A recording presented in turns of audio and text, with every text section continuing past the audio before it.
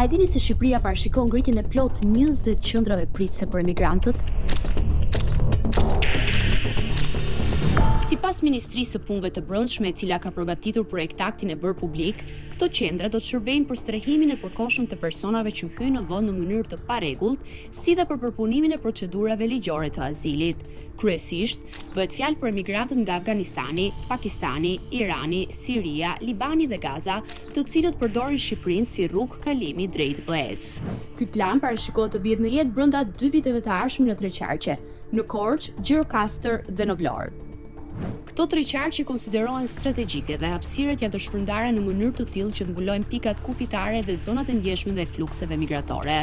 Për ngritjen e qendrave, synohet shfrytëzimi i infrastrukturës ekzistuese publike, hapësirave të braktisura apo truallin e lirë. Mbështetur mbi relacionin shpjegues të projekt vendimit, hartimi i këtij plani vjen edhe si detyrim i zbatimit të planit të veprimit të BE-s në Ballkanin Perëndimor dhe rekomandimeve të progres raportit të Komisionit Evropian për Shqipërinë. Aktualisht, në Shqipëri ka disa qendra ose kampe refugjatësh, si në Babru në Tiranë, Shëngjin apo Gjatër.